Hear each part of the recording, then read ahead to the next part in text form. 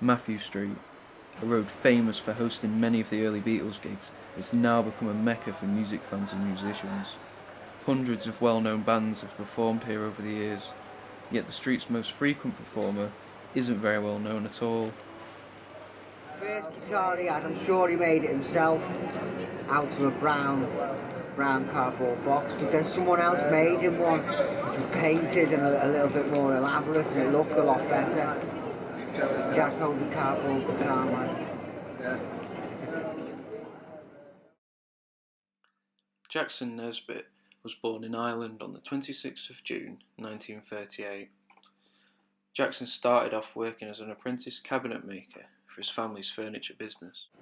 Another story I heard about him is there's a guy, this teacher at this college I was at, and he said that he used to be able to pay him like 50p and you could set a light to his beard. That's another story.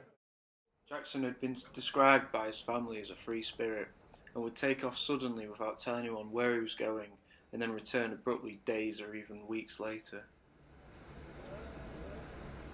Because I only heard it secondhand from someone about him setting fire to a car, and it belonged to the guy who owned Flanagan's. And I'm not too sure what happened with regard to it, but he'd had some sort of argument with them, and then came along late at night with the car still parked out of there, and basically poured something over the front of it, and then just set light to that, basically. And that's literally as much as I know about that sort of incident. Completely. Yeah, I don't know. I just sort of, it was a story I heard that I believe he was actually put away for it. I don't know. Be up and down Matthew Street quite a bit and sat kind of outside Flanagan's.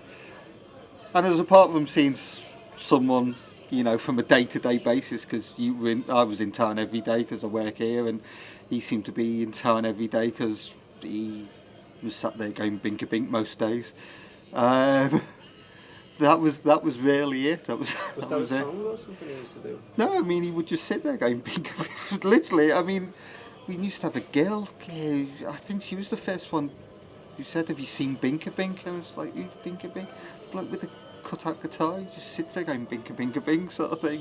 It's like, hey, oh, what, you mean Jacko? Yeah.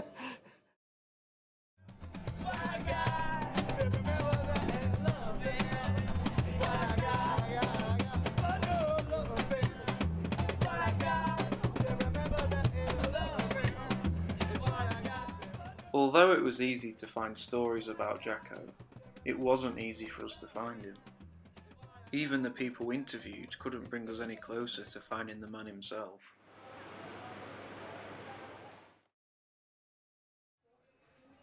I don't think he made a lot of money from it.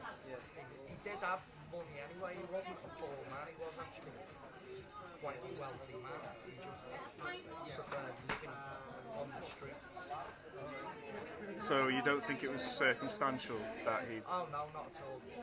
Right. Not at all. He did have a property, and I believe he set fire to two of them.